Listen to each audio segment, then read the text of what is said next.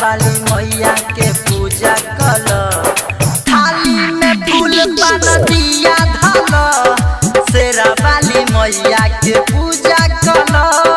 पूजा कल सखी पूजा कल, शेरा वाली मैया के पूजा कल।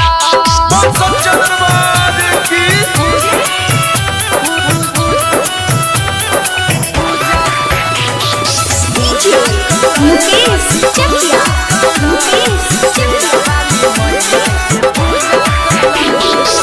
नौ दिन भूखबू तू नवरातर, खुश है दुर्गा माई हो, खुश है दुर्गा माई हो। नौ दिन भूखबू तू नवरातर, खुश है दुर्गा माई हो।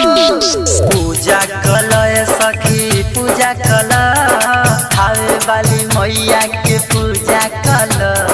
थाली में फूल पान दिया धल, शेरा वाली मैया के पूजा कल। पूजा कल सखी पूजा कल, थावे वाली मैया के पूजा कल। डिजिटल रिकॉर्डिंग स्टूडियो बोला बोला थावे वाली मैया की। मुकेश चकिया, मुकेश चकिया।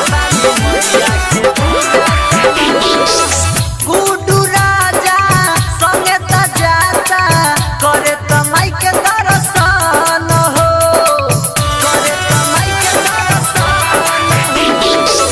झूमी झूमी गावत बहरे माता रानी के भजन हो। संगे चल सखी संगे चल, मैया रानी के तू त दर्शन कल। थाली में फूल पान नारियल धल, शेरा वाली मैया के पूजा कल।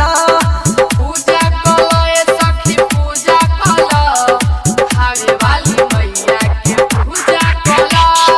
पूजा कल सखी पूजा कल, शेरा वाली मैया के पूजा कल। पूजा कल सखी पूजा कल, शेरा वाली मैया के पूजा कल। पूजा कल सखी पूजा कल, शेरा वाली